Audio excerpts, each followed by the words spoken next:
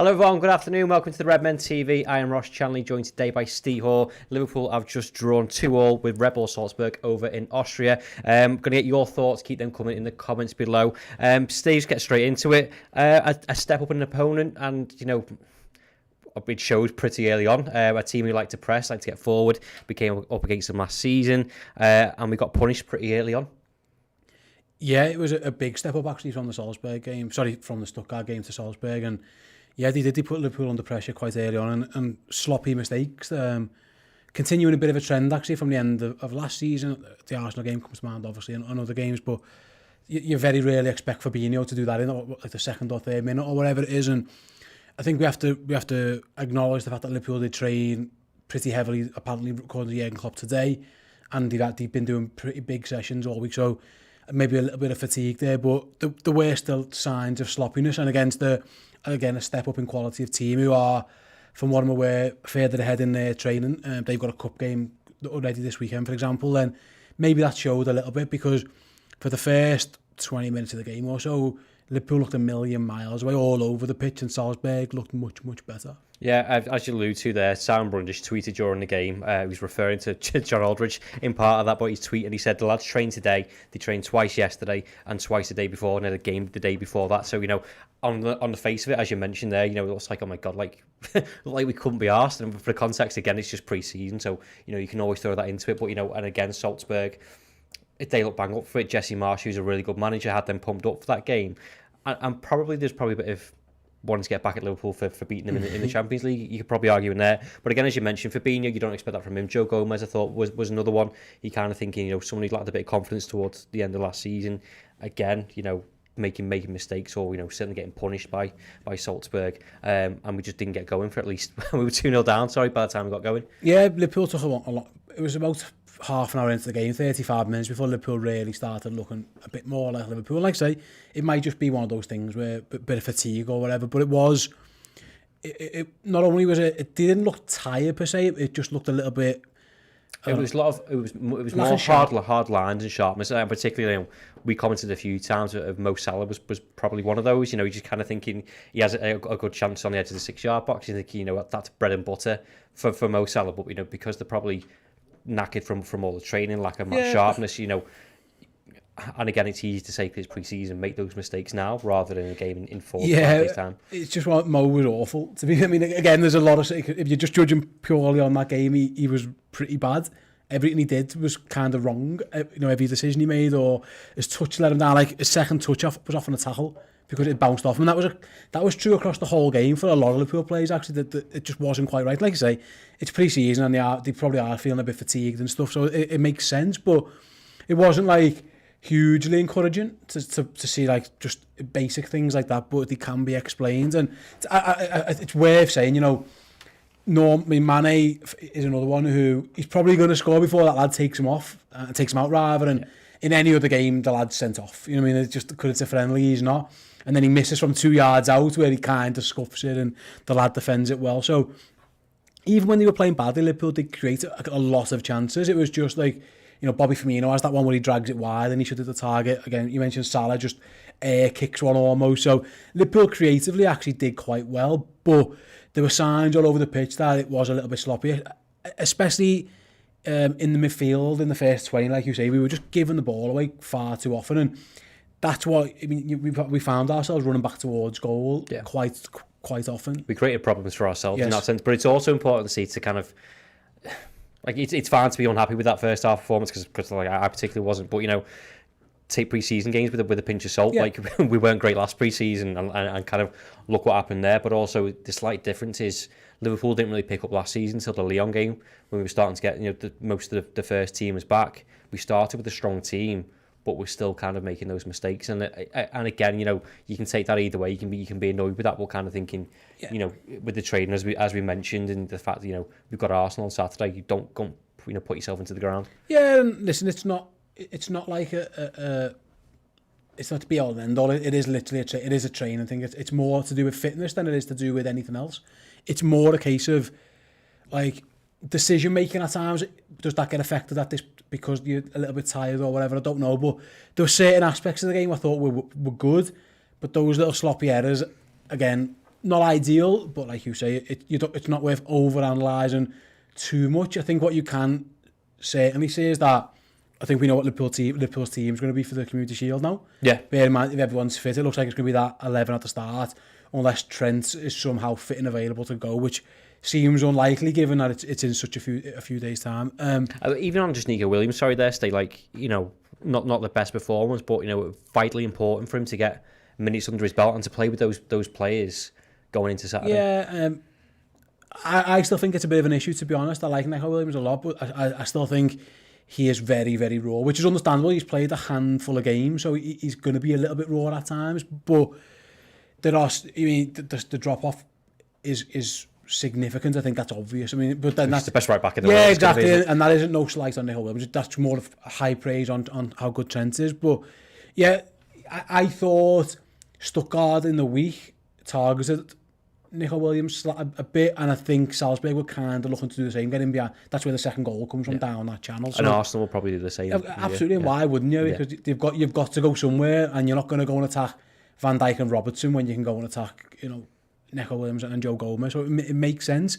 I do think that is something that Liverpool, if Trent ever isn't playing, that is where teams are going to come out as if it's Nico playing. So that's something he has to get better and get aware of. But like you say, take it with a little bit of pinch of salt. Yeah.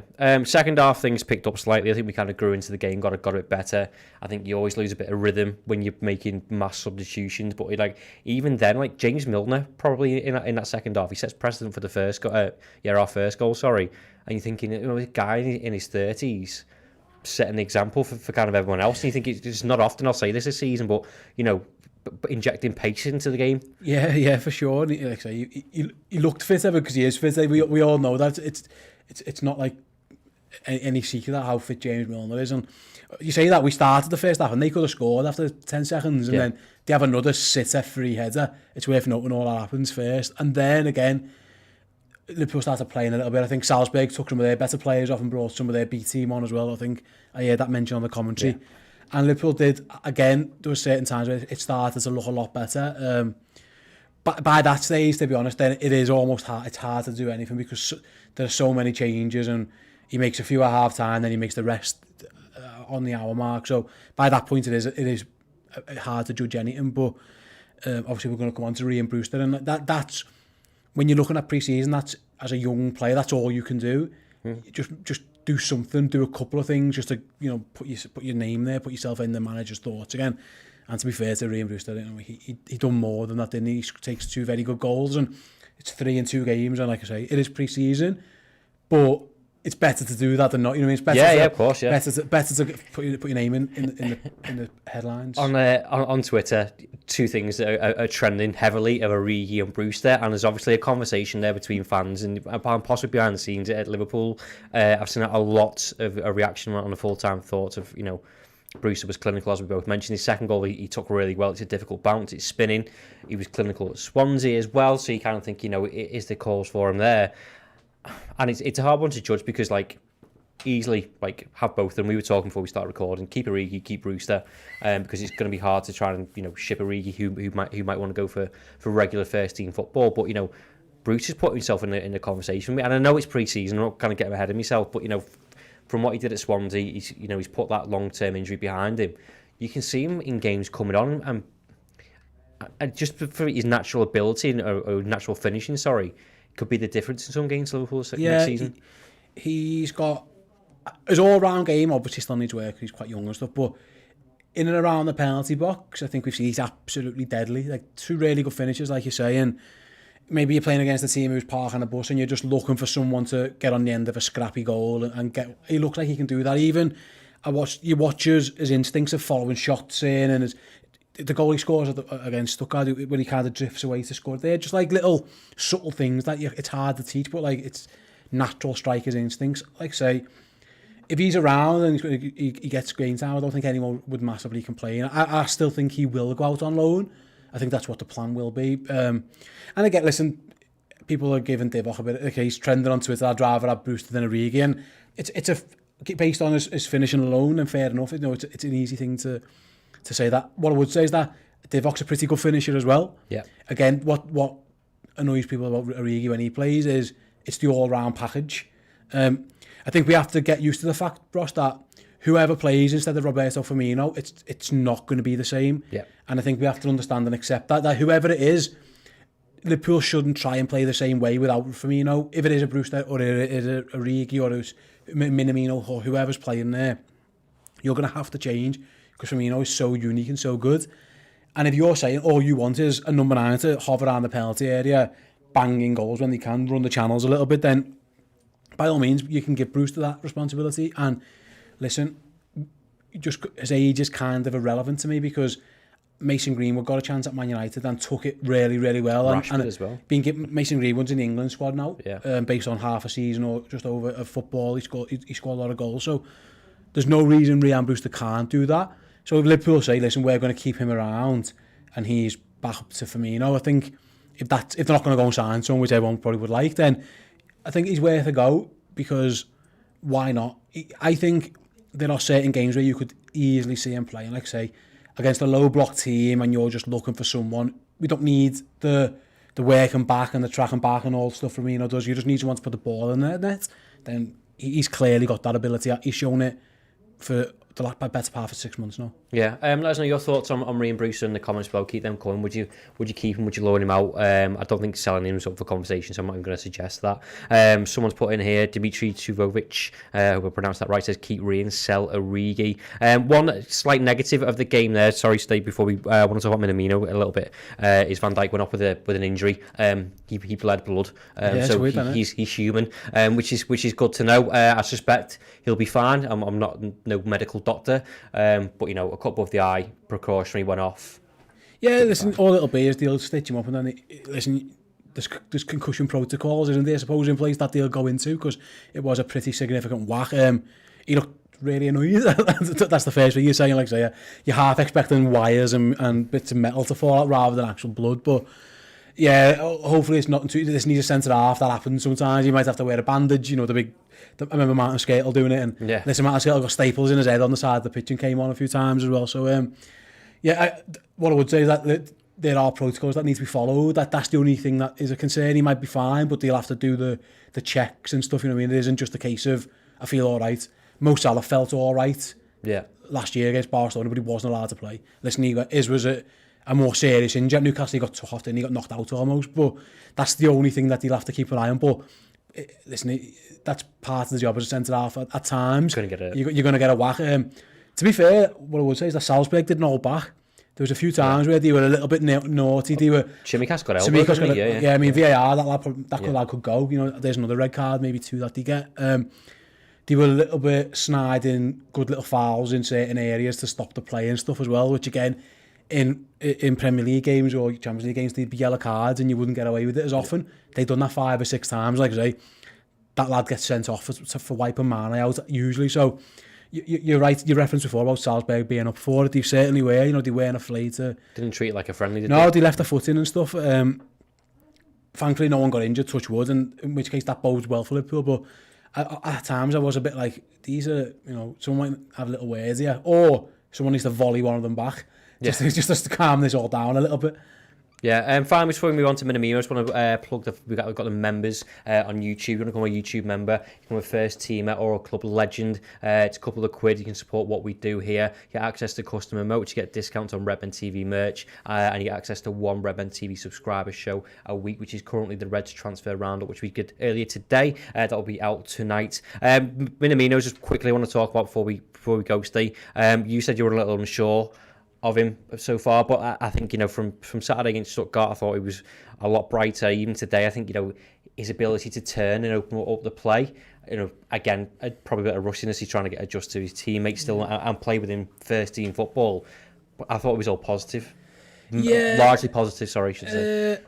My concerns, all I say, is that in and around the final third, I've not really seen him do anything yet. In areas, like I say, apart from when he played us. Apart from when he turned us inside out a few times. But, like, you know what I mean, is that in areas he's been neat and tidy. He's been neat and tidy for his whole Liverpool career pretty much. But yet to see the impact in the final third, that killer ball or that goal or anything, you know, he hasn't really looked like doing anything here. I said the other day on Twitter, he reminds me a lot of Adam Lallana, actually. That's who you, if you're talking about all the tacky turn. Just all, yeah, a little bit. There's a lot of that. There's a lot of Lallana to him, which has got positives. But Liverpool didn't want Adam Lallana playing on the wing for a reason. Now Minamino's obviously quicker and a different stage of his career. But again, with him, is that like for example, you say now like who would you rather have on the pitch to get a goal, Brewster or Minamino? You're probably thinking Brewster, and Minamino's a more experienced player than Brewster, albeit he's newer to Liverpool. But there are signs with him that he's starting to understand it more and get more. The issue he's got at the moment, Ross, is that where's he going to play? Yeah. He looks like a man without a position at the moment in terms of our wing players based so much on pace and Salah and Mane's dart and diagonal runs into the box that Minamino's not that type of player. So again, it's the Origi Firmino issue, isn't it? Is that are you going to carry on to continue to play the same way with different players when they go into those positions, or are we going to do something different when he's in there? And hopefully it's the latter, because I think at times, listen, it's hard to be critical of Liverpool last year, how good they were, but when one of those players come out, I always thought Liverpool were still trying to do the same things and maybe got to adapt a little bit. Like say, there's no point asking Divock Origi to be Bobby Firmino or Mo Salah, because he's not. He's Divock Origi, and the same for Brewster and the same for Minamino. And I think that's the only little thing. Like I say, it's not a bad headache to have, though, no, is it really? And Harvey Elliott on the other side, he'll be so disappointed with that chance he has at the end, because, like I say, about those moments where you could just do something. Just if you scored a winning goal with a nice little finish or whatever in the last second of the game, it sticks in the mind of it. And again, for him to scuff it was a bit unfortunate. Yeah, we'll move on anyway. Let us know your thoughts on the game. Keep them coming in the comments below. Don't forget to like and subscribe to the Redmen TV. Before we do go, something to keep you busy before Saturday, we'll have a live match commentary. Watch along with Paul and Chris, the A team. You're very much stuck with the B team here with me and Steve. But Paul and Chris will be back. I'll throw you in the B team, mate. We're very much the second half friendly team. Yeah. Paul and Chris couldn't be asked. No, they're actually busy. But they'll be back on Saturday. So we want to watch biased commentary from Paul and Chris. We'll be doing that on Saturday for the Community Shield. Before we go, something to keep you busy. We have a 3-part feature-length documentary out on the redmentv.com. Side's put a massive amount of hours and hard work into this. We've got a little trailer for you to keep you going, to see if you like it. Give it a watch.